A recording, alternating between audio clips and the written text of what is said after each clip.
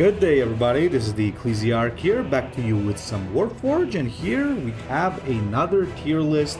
This is something you guys requested on one of my previous streams, and well, here it is, the complete breakdown of defense cards according to a tier list. Now, for those of you who are a little new to the game, every faction comes with 3 defense cards which you can choose from whenever you go second in a match. Now, however, you need to unlock these defense cards. The first one is unlocked at the very low level of a forge for every faction, which means that all of you could get it in like, I don't know, maybe 10 minutes when you start the game. It's actually very easy to get. The second one usually comes at 20. Not usually, but always comes at 20, which is harder to get, obviously needs some grinding, but it's doable. The third one usually comes at, not usually, but always comes at 40, and those are mostly very difficult to get because 40 level forge is quite hard to achieve. However, the thing is that these cards are not necessarily ranked in strength according to how high the forge must be for you to unlock it. So, without further ado, let's get into this tier list and let's discuss what we think about these cards. Now, I'm going to be ranking them according to must-have, very good, situational, and bad. So, let's go, and don't forget that this is my subjective opinion, so if you disagree, please leave a comment, a constructive one as of why you think so.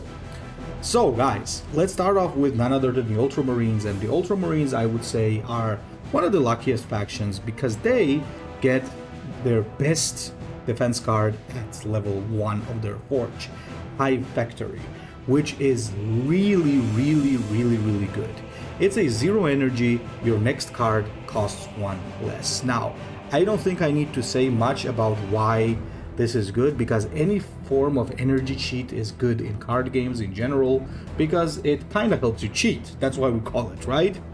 So you drop a card that you were supposed to play 1 turn later, 1 turn earlier, which is really good. It can also help you play some cards for cheaper, which can help you trigger your codex abilities. It can help you use the energy refill card for 0 energy. So this has multiple synergies with the Ultramarines. So I would say this is something that every Ultramarine player should choose, because this is like a must-have defense card. It's easy to get and it's definitely their best option. When it comes to their second one, at 20 they unlock the Fire Strike turrets, and honestly speaking, it's hard to rank this high considering how good High Factory is, but I think I would still give this like very good. I think its problem is mostly that High Factory is just that good, but even if you go with Fire Strike turrets, you'll never really go wrong, because what this does is 0 energy, 2 damage to an enemy. So this is any enemy, right? This used to be 1 energy, but they then changed it to 0. So I think like whenever you're playing aggro, in some situations it could be good to just pick this if you really want to finish that game extremely fast, if you want that extra damage. So honestly, there are situations where this card can be really good. However, once again, High Factory is a little bit better. Now, another Ultramarine card that has been buffed recently is the Light Cover. Now, I'm not gonna say Light Cover is bad, because that is reserved for very special cards. I would say this is situational. This is very situational. This gives armor and camouflage to a friendly unit, and in some situations, actually not units, sorry, infantry, and in some situations this can be really strong. Like you can drop a big infantry like maybe the Epistolary Librarian, then just slap this on it and it becomes very difficult to remove. So this can make a lot of things very hard to deal with, which is very interesting. However, I do believe that this is not worth grinding a level 40 forge for, because at the end of the day, the High Factory is just way better. Fire Strike turret is better. This is very situational. So if you have it, yeah, you can pull some cool combos, but I would not suggest that if you're an Ultramarine player, don't start grinding forge just for this thing right here. Now the next one that we have is a Sisters of Battle defense card trio, and this one is pretty interesting. I would say Sacred Altar in its own self is still a must-have card. This is the first one that they have. this is a pretty good defense card. It gives you one faith, and one faith can often mean everything, because Sisters of Battle, as you know, unlock very special things when they get to like certain amounts of faith. So sometimes that can be one faith off, especially considering their invulnerability costs only 3 faith. So you gotta be always careful how much you let the enemy Sister of Battle like gain, because the Sacred Altar can always be behind the corner, and if you thought that he was only at 2, suddenly he might be at 3. If you thought that he was at 7, he might be at 8. So I think this is in general a pretty good card that the Sisters of Battle can use.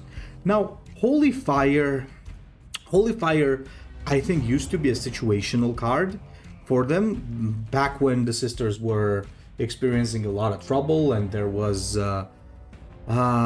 situations, for example, where you really needed that early removal because sisters had almost no early game. But I think currently it's not that good, because just +1 attack to your Warlord and adjacents, this is a very, very rare situation where you can use it. I would say this actually has to go into bad, because I've never seen anybody ever utilize this, including myself. Apart from like 1 or 2 times in the past when, as I said, sisters had a terrible early game, and this is unlocked unfortunately at 20, which is sad because it really does not live up to its costs. However, here comes one thing that I think is one of the best cards in the game, but at the same time, I find it very annoying that they have decided to place this card at level 40 Forge, because I've mentioned many times that this is probably the only pay-to-win thing in Warpforge that has ever been, which is the Guidance of the Saints, because it is just insane. 0 energy, your next infantry costs 2 less. So it is absolutely crazy. Astra Thurga for 3. Saint Catherine for like 7, Triumph of Saint Catherine, I mean. Then you have Celestine for 5. So the things that you can pull off with this card, I would like place it as one of the top defense cards. It is extremely powerful. Sacred Altar still gets like a high spot, because there are situations where you still prefer the Sacred Altar, because often you look at your hand and you don't have any infantry, but you have a lot of stuff that basically works off your faith, so you're like, well, I'll just get Sacred Altar just to get that faith faster. But in a lot of cases, Guidance of the Saints is just extremely good, and as I said, it is very unfortunate that such a powerful card is hidden behind a 40 level Forge. Next, we go to a very interesting one, which is the Dark Angels. Now, Dark Angels come with some pretty cool defense cards. I would say that the first defense card is a must-have. Now, most cases, it's going to be competing with the second one, which is the Defense Turret, which I think is a little bit better than its counterpart. You know what I think? I'm just gonna be placing whenever there's like the defense card from the same faction, I'll place them beside each other just to show you which one is better than the other, and vice versa, because it will be very hard to compare these cards with each other faction by faction. So in the Dark Angels faction, I think that the Defense Turret at 20 is in most cases a better card for Dark Angels, but Grim Effigy is definitely very good on Asmodai, because Asmodai gains a lot from gaining that faith. You can do insane Dreadnought combos with that, because Dreadnought deals 2 damage per secret gain, and not like quest progression, I mean, and not like every time you gain it. So when you gain two of these, it means that your Dreadnought is going to shoot twice, which is really, really, really good. Now, as for their third one, this is the most original defense card they have here, because it actually costs 3, but it's going to go into very good. This is a Plasma Generator, gain 1 energy. This is essentially an asteroid belt from Horus Heresy Legions, which used to be a very good card, and now the alternative that they added, Factory Overdrive or something, is even better. But like, Plasma Generator is really nice because it can really help you get into that late game stage of the game where you are just almost unbeatable, because you drop those Death Masters, you drop those Strike Masters, so you can just play this at energy 3, which means turn 2, just miss one turn and then wreak havoc, because yeah, always gaining energy I think is always really good. If I were to say, I think Dark Angels in general get very good defense cards.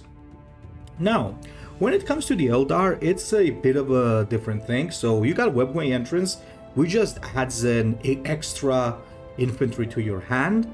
Then you get Aspect Shrine, which is 1 cost but gives you 2 Spirit Stones.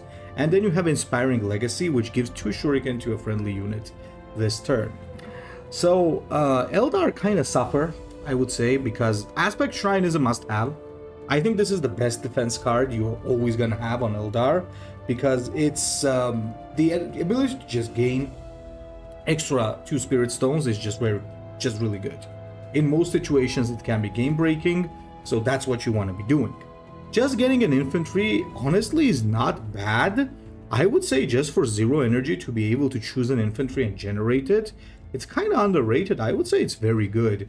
The problem, however, with this is the same with Fire Strike Turret. The other one is just so better that so much better that you kind of get overshadowed. However, Aspect Shrine, I would say is still the better call. You get this at 20, so you have to grind a little bit. But fortunately for you, Inspiring Legacy is very situational. So I would say either situational or bad. Getting 2 Shuriken on your Warlord, I think the only time this is very useful if you're playing an immensely aggro Warlord that doesn't care about anything other than going face. Maybe on Iliac this could be good. I would still say that the others are maybe a better call, but in some situations this can win you the game, sure. It's not bad, but I wouldn't say that it is anywhere near being very good. I'm not the best Eldar player, so if we have some experienced Eldar players here, feel free to also share your opinion in the comments. Now we have one of my personal favorite factions, the Black Legion. And Black Legion, oh boy are they lucky, because their 2 defense cards are just insanely good, and I would even argue I can't decide which one is better. You have to decide this according to the matchup. 0 energy deal 3 to a random unit is insane, random troop, because you can destroy stealth units with this, you can destroy the tempo with this. It's great with vulnerability, which the Black Legion has a ton of. So very good overall. And Hellfire Torch, a free mark, and you choose which mark this is, Dark Pact I mean, is also extremely good. You drop a Venom Crawler, you slap like Zinch on it, and yeah, good luck removing that from the game. So the thing is, I think it depends on the matchup. If your opponent depends a lot on point-click removal, like the Ultramarines for example, or Necrons, I think Hellfire could be better. Hellfire Torch, I mean. Hellfire Pit is better against, for example, Tyranids and other stuff that really is going to spam units in the early game or play a lot of stealth units. Throne of the Heretic, I will also say, is very good. It is better than the Webway Entrance of the Eldar, because it also provides you with 1 cost reduction on whatever you get. So you pay 0 energy to get a unit that is gonna cost 1 less. I would say that it's kind of better than Webway Entrance. Webway Entrance could honestly be knocked down a lot if this was in the same faction, but since it's not in the same faction, let's just put it there. But I think Black Legion overall, just like Dark Angels, have a very solid choice of defense cards, because again, imagine if you get a Venom Crawler and play it for 5, right? It's gonna be huge. Or even a cheaper Iskandar Kaon or whatnot. So you can get a lot of things going there, which is going to be very interesting. Oh, the Tyranids. Tyranids, unfortunately, guys, suffer from one very bad thing, which is that 2 of their defense cards I think are just bad.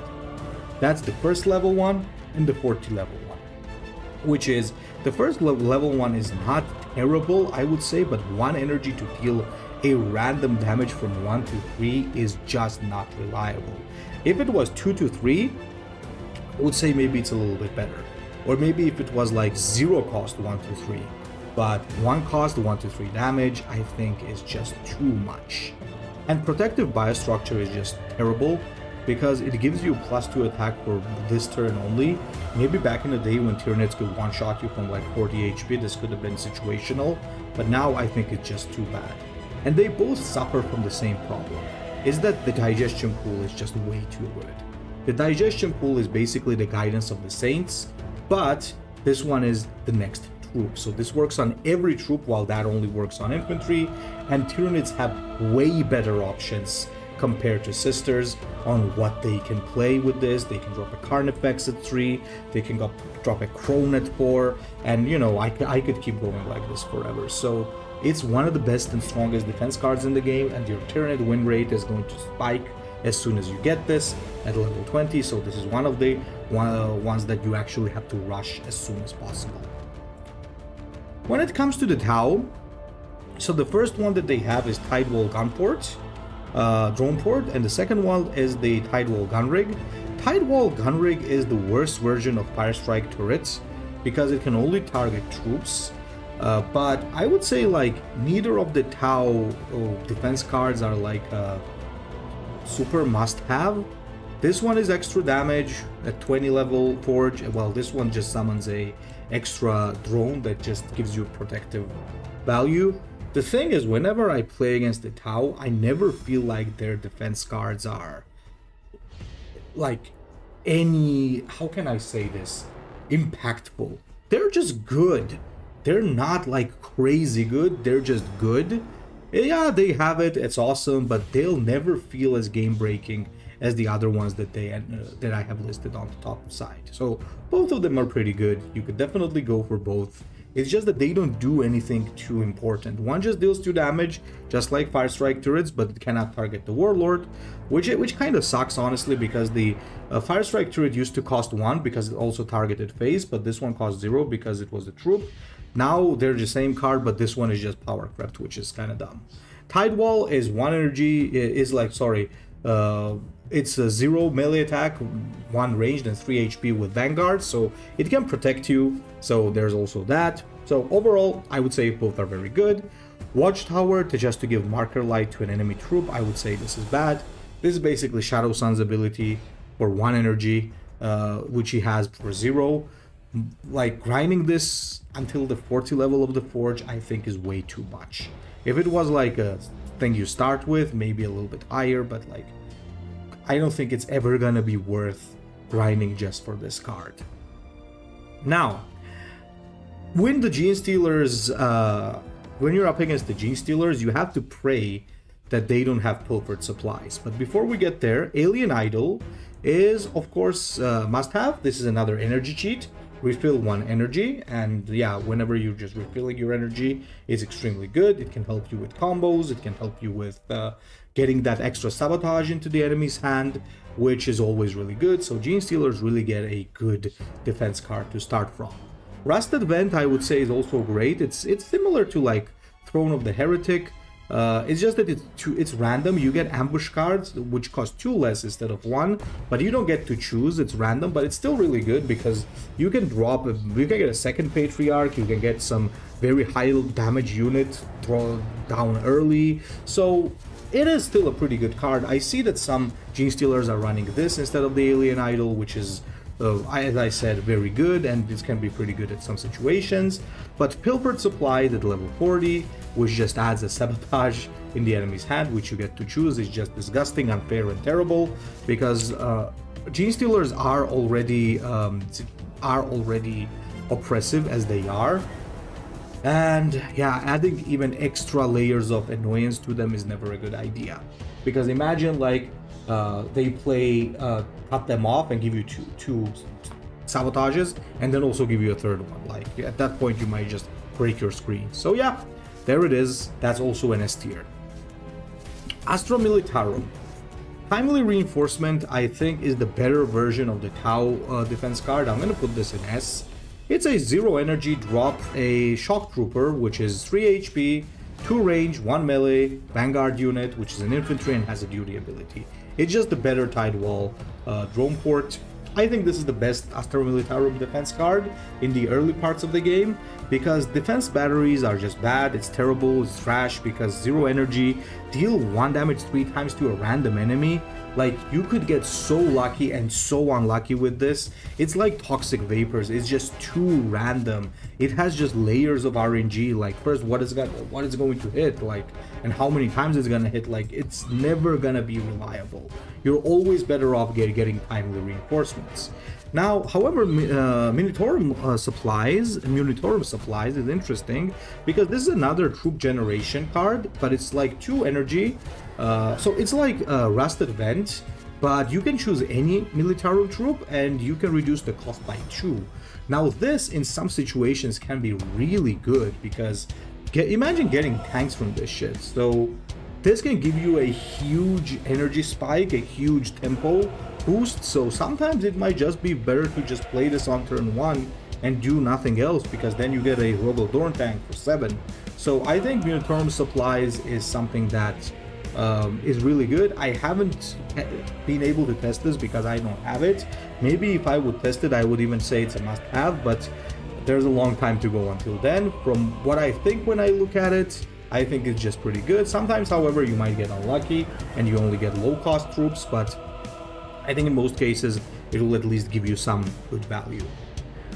Orcs also come with very nice defense cards, like Wretched Tower and Extractor Rig are both very good.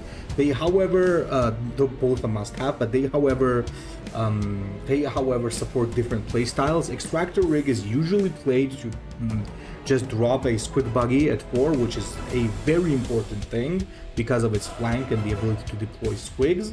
If Squig Buggy didn't exist, that would probably be dropped to situational, because then you would only play it in a vehicle orc deck, but currently, since every deck runs Squig Buggy, this is really good. Gretchen Tower, on the other hand, is always nice because 2 extra grots. With gas pool, that's basically 3 grots. It can always help you early game to push tempo. Whenever you drop that, your enemy can't just play something on the board without knowing that you're gonna remove it. So it's always a good little extra to have. You can also use that with Carnage, Unbridled Carnage, for more damage, so it's a pretty good thing. When it comes to Toxic Bonfire, I'm actually gonna put this at very good. This is a 40 level defense card. I don't think it's worth 40, but if you do have it, unlike, for example, Inspire Legacy and others, this is pretty good.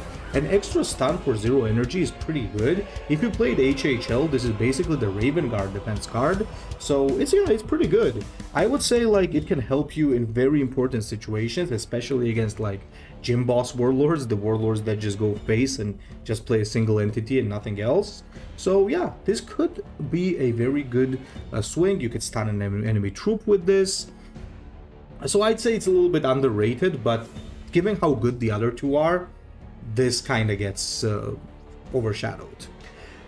The Necrons have a very interesting situation. The Awakened Obelisk, I would say, is a very good card.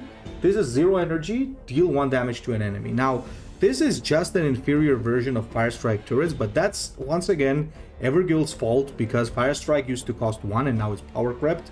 It's just a better Awakened Obelisk. The thing with Awakened Obelisk is just that it also is going to trigger Artifice, so it does have that bonus value, but it's still a very good card. It can still help you swing the tempo when necessary, because Necrons, most of them at least, do not come with a lot of damage. Well, actually no, half of them, I would say. Nemesaur and Oricon don't really come with abilities to remove 3 energy troops unless they get a flanking unit.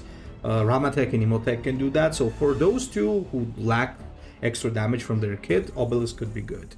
But Divination of Menhir and Resurrection Vault are also, I would say, a must-have card. Now, fortunately for Necron players, you're not in the same boat as the Sisters, where your best card is hidden behind, but Resurrection Vault is still very good for 40.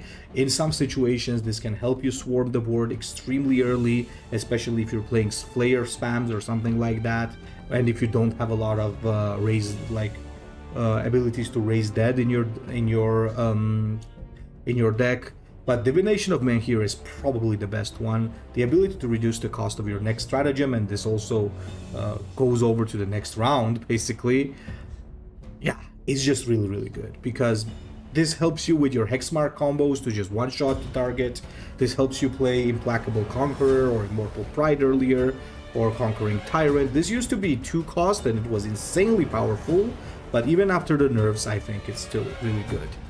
So guys, I hope this is going to be a little bit of a help for you to give you an idea what cards you need to prioritize as the players of these factions, and if you're just starting the game, well, I hope this will be a little bit of a help to you. So, thank you for watching as always, and Ecclesiarch out.